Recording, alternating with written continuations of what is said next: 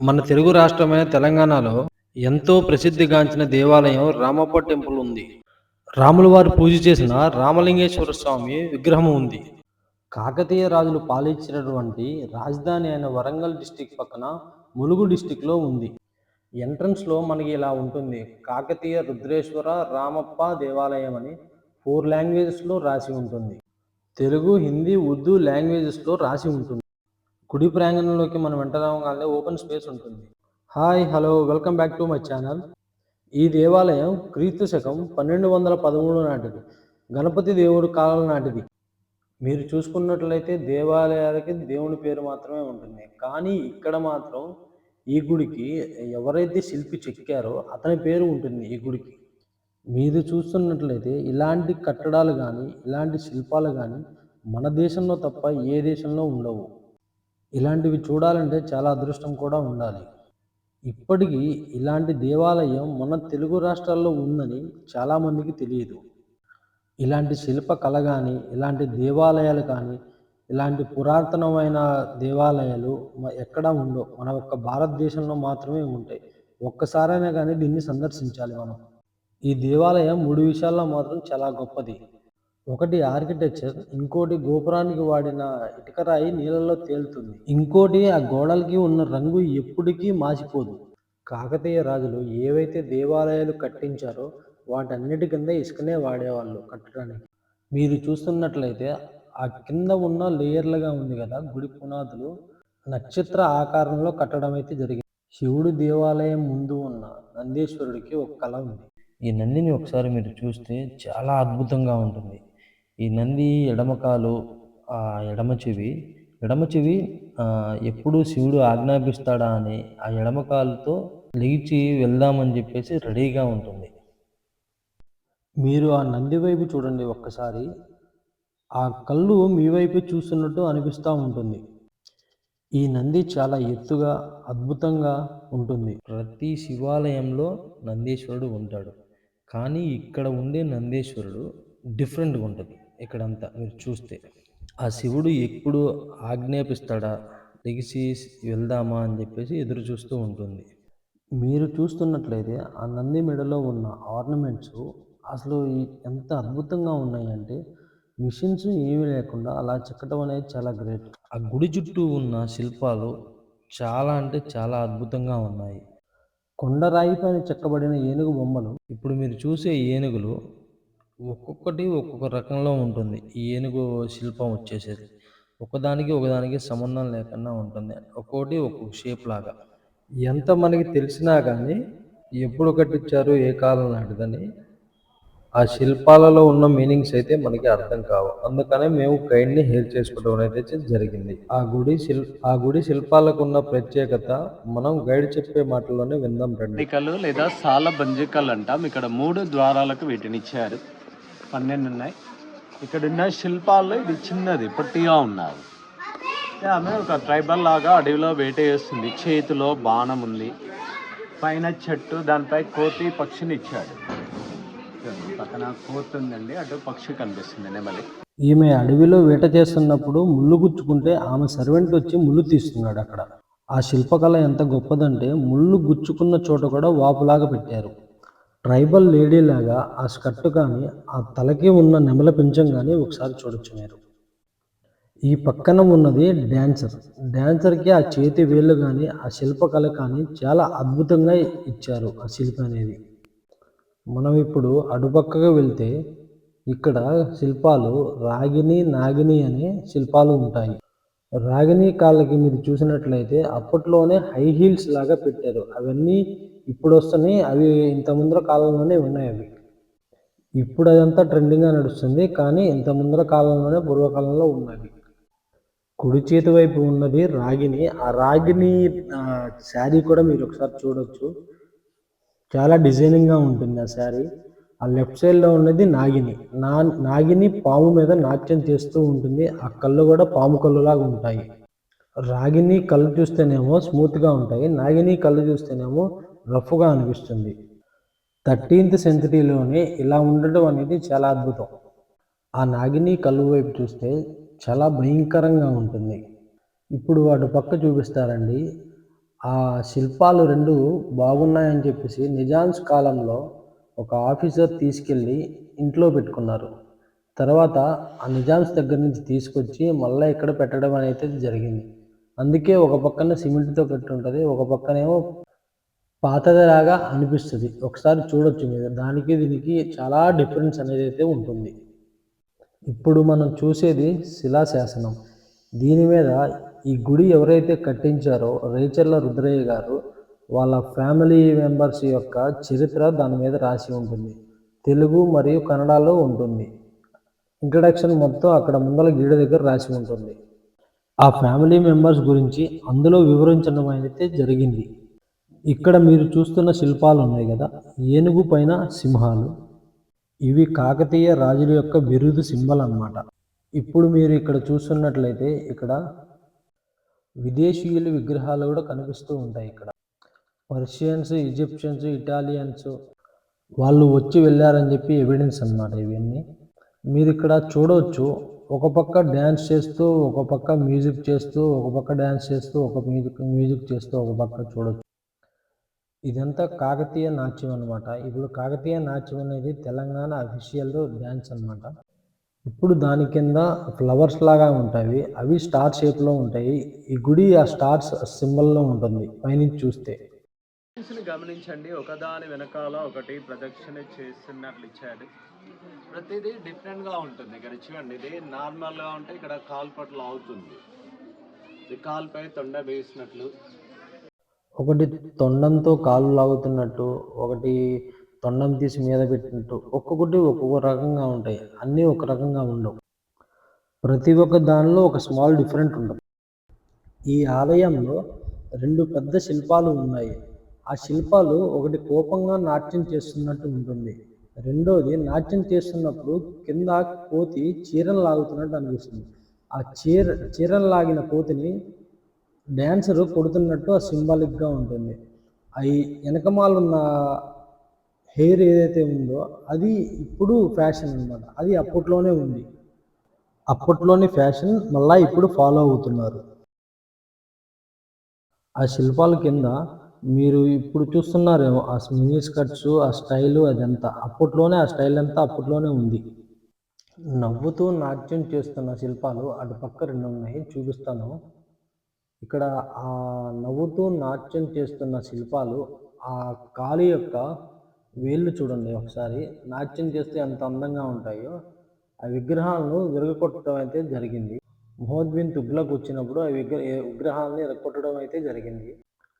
ఒక్కసారి మీరు ఆ శిల్పాలకున్న కాళ్ళు, ఆ శిల్పానికి ఉన్న చెయ్యి అవి మీరు చూడొచ్చు. విరిగిపోయి ఉంటాయి. వాటికి ఒకసారి ఆ విగ్రహాలు చూడండి ఎలా ఉన్నాయో. ఈ విగ్రహాలు నవ్వుతూ ఉన్నాయని చెప్పేసి అలా విరగగొట్టడం అయితే జరిగింది. మన దేవాలయాలని ధ్వంసం చేయడానికి ఇవన్నీ విరగగొట్టడం అయితే జరిగింది. విరగకొట్టినా కానీ ఇవి మల్టీ కలర్స్ ఉన్నాయి. చూడొచ్చు ఒకసారి. ఇదంతా పెయింటింగ్ అనేది అసలు వేయలేదు. మొత్తం నేచురల్‌గా ఉంటుంది. ఒకసారి మనం పట్టుకొని చూస్తే ఎంత స్మూత్‌గా ఉంటుందంటే, ఇప్పుడు నేను ఒకసారి ఇది పట్టుకొని చూపిస్తాను. ఇలాంటి రాయిని నేను ఎక్కడా పట్టుకోలేదు. ఇలాంటివి పట్టుకోవాలంటే ఖచ్చితంగా అక్కడికి వెళ్ళి టచ్ చేసి చూడాల్సిందే. ఎందుకంటే అది అంత స్మూత్‌గా ఉంది. ముందు ముందు మనల్ని పట్టుకోనివ్వరు. పెట్టేవారు. సో ఇప్పుడంటే బుక్స్, పిక్చర్స్ ఉన్నాయి, అప్పుడు ఇలా పెట్టారు. ఇప్పటికీ మన సాంప్రదాయం ప్రకారం కొత్తగా పెళ్ళైన జంటల్ని టెంపుల్ పంపించడానికి ఇది ఒక రీజన్ అండి. Education purpose.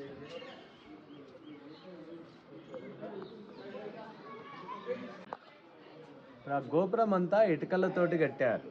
అవి వాటర్లో వేస్తే తేలుతాయి. అవి ఫ్లోటింగ్ అది ఇక్కడ ఉన్నట్టుగా ఓపెన్ గా ఉండేది. మొత్తం ప్లాస్టింగ్ చేశారు.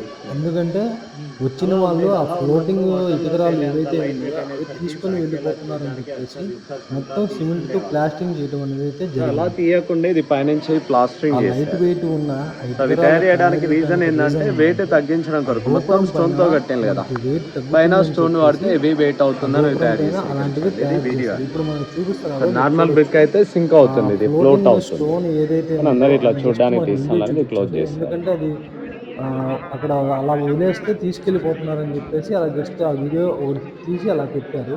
మనకు అది కూడా శివాలయమే, మోడల్ టెంపుల్ అది. ఇది కట్టే టైంలో దాన్ని కట్టి దాన్ని మోడల్లో ఇది కట్టారు. శివలింగం నిండి ఉన్నాయి. కాటేశ్వర ఆలయం అంట. చూడండి అక్కడ మండపానికి ఫ్లవర్స్ ఉన్నాయి, గర్భగుడికి ఏమో గోపురాలను ఇచ్చారు. ఇక్కడ అలాగే మండపం దాకా 4 లైన్ గార్డెన్స్ ఇచ్చి గర్భగుడికి గోపురాలు చిన్న టెంపుల్స్ ఇచ్చారు. సో అది కట్టి దాని మోడల్లో ఇది ఎక్స్టెన్షన్ చేశారు. శివలింగం నిండి ఉన్నాయి, కాటేశ్వర ఆలయం అంటాం. ఇప్పుడు ఈ చిన్న టెంపుల్స్ నవగ్రహ టెంపుల్స్, కానీ విగ్రహాలు లేవు, పోయినవి. 3 వైపులా 3 ఉంటాయి. ఇప్పుడు ఈ బ్లాక్ స్టోన్ ఏమో సోమసూత్రం అండి, బయటికి వెళ్ళిపోయేది వాటర్ అంతా. ప్రతి టెంపుల్లో కామన్గా ఉంటుంది. యాక్చువల్గా స్టోన్ పైప్ ఉండాలి, ఇక్కడ విరిగిపోతే ఈ మధ్యలో ప్లాస్టిక్ పైప్స్ యాడ్ చేశారు.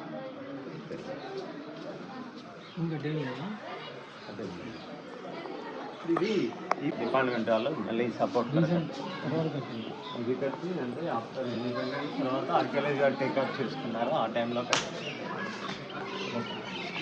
ఇక్కడ ప్రతి ఎంట్రన్స్లో మనం ఎలా రావాలి, ఎలా వెళ్ళాలనేది ఏనుల ద్వారా ఇచ్చాడు. ఇది ఎంట్రీ అన్నట్టు లోపలికి వస్తున్నాయి, ఎగ్జిట్ అన్నట్టు బయటకు వెళ్తున్నాయి. ఇది అవుట్ అనేది చూపించారు.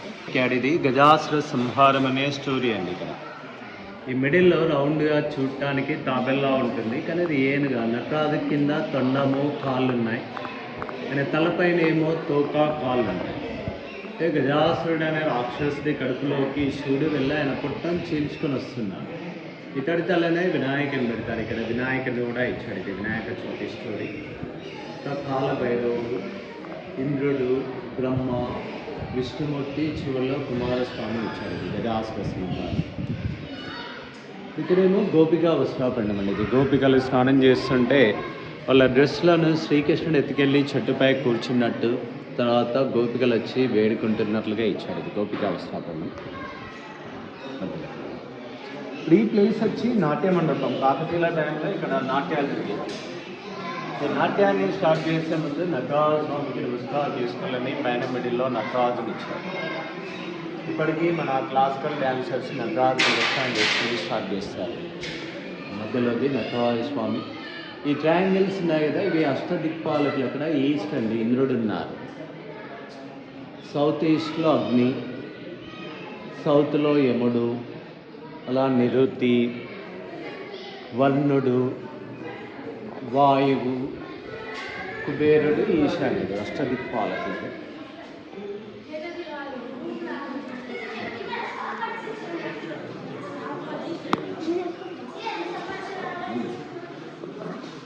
ఇక్కడేమో దివాళీ స్టోరీ, నరకాసుర సంహారం.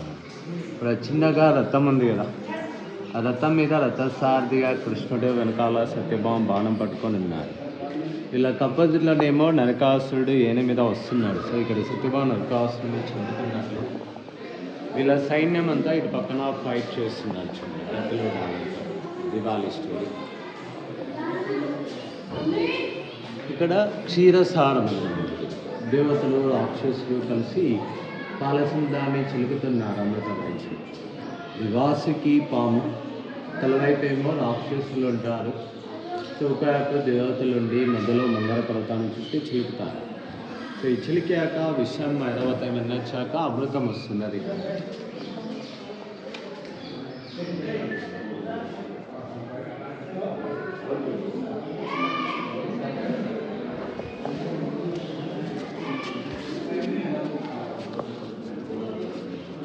మనకి డిజైన్స్ ఉన్నాయి కదా, ఇవి వచ్చి ఇప్పుడు డ్రెస్సెస్ పైన, సారీ బార్డర్ పై కాపీ చేస్తున్నారు. ఇది బ్యాంగిల్ లాగా చెక్కాడు. బ్యాంగిల్ డిజైన్లో చూస్తే ఇట్లాంటి హోల్స్ ఉన్నాయి దగ్గర. సో ఇప్పుడు ఎలక్ట్రికల్ మిషనరీ ఉన్న కర్రల్లో చెక్కాలన్నా ఇది ఇంపాసిబుల్. ఇది అప్పుడు ఎట్లాంటి మిషనరీ లేని టైంలో వాళ్ళు హ్యాండ్ టూల్స్తో చేశారు. ఇట్లాంటి హోల్స్ ఉన్నాయి. సో ఇవి చుట్టూ ఉండవచ్చు అండి, ఇటు లేవు. ఇక్కడ నుంచి ఇట్లా సీరియల్ 13 ఉంటాయి. సో మనకి 13 ఎందుకంటే శివుడికి ఇష్టమైన రోజుల్లో త్రయోదశి ఒక రోజు, అది తిథుల ప్రకారం 13వది. మనకి ఎవ్రీ మంత్లో మాస శివరాత్రి వస్తుంది, అది త్రయోదశి రోజే వస్తుంది. అలా 13 చేసి ఉంటాడని అనుకోవచ్చు. అలాగే ఇప్పుడున్న క్యాలెండర్ తోటి కంపేర్ చేస్తే ఇది కట్టడం పూర్తయింది 13 సెంచరీ, అలా కూడా చేసి ఉంటాడు అనుకోవచ్చు. కాబట్టి టోటల్ 30 ఉంటాయి. ఇది కాకతీయుల అనంతరం చేసేవారు లేకపోతే వీటి ద్వారానే నటరాజ రామకృష్ణారే రీకంపోజ్ చేశారు పేరిని శతాను.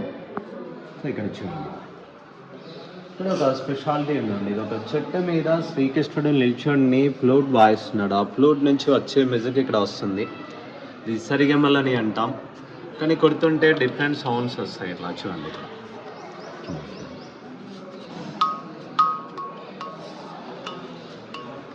పైకి రా.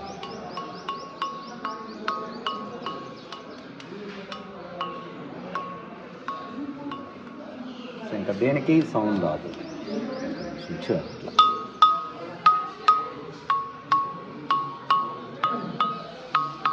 దాన్నే సరిగమలని అంటాం. ఇదేమో ద్వారపాలికలు. ఇక్కడ చూడండి, లోపలికి వెళ్ళే టైంలో స్వాగతం పలుకుతున్నారు ఆమె. ఇక్కడ బయటకు వస్తుంటే అరటిపండు ఇస్తున్నారు.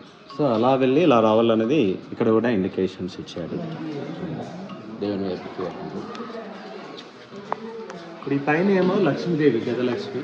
ఇక్కడ లోపల ద్వారాన్ని కూడా ఇచ్చాడు. కాకతీయ టెంపుల్స్లో కామన్గా ఉంటుంది.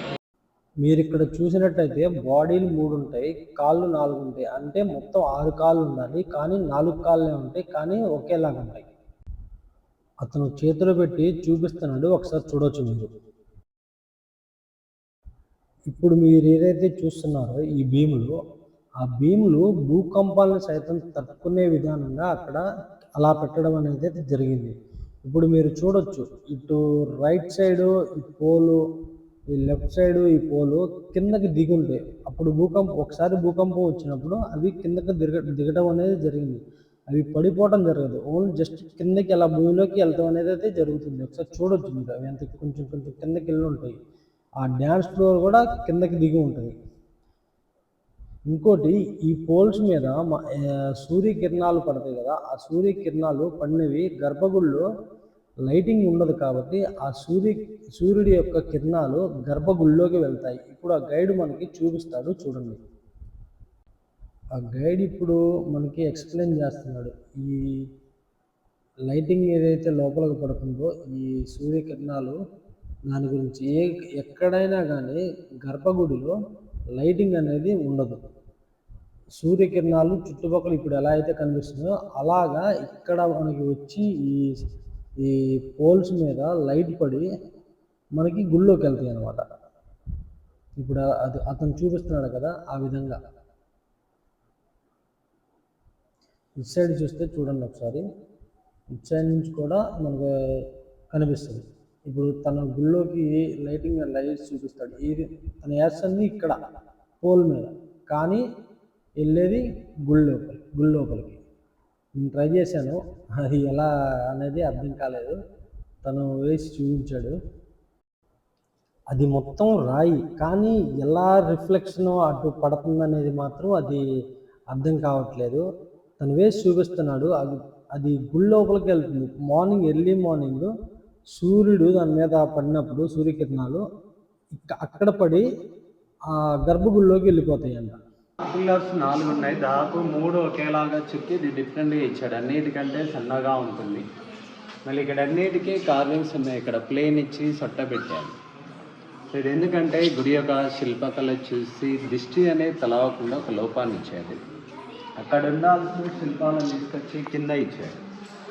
మిగతా వాటికి దేనికి ఇవ్వలేదు. ఇక్కడ అన్నిటికీ డిజైన్స్ ఉంటాయి. ఇక్కడ రిమైండ్ పోస్టర్స్ ఉన్నాయి. ఈ బెండ్ కూడా కొంచెం వెనక్కి వెళ్ళి చూడండి, శంఖం లాగా ఉంటుంది. ఈ కథ ఉంది కదా, మనకి ప్లేస్ వచ్చి శంఖం లాగా ఉంటుంది. మీరు గమనించండి, 3 కంటే సన్నగా ఉంటుంది. సో యాక్చువల్గా ఇది మెయిన్ ఎంట్రన్స్ అండి. రాగానే ఒక లోపం కనిపించే విధంగా ఇచ్చారు.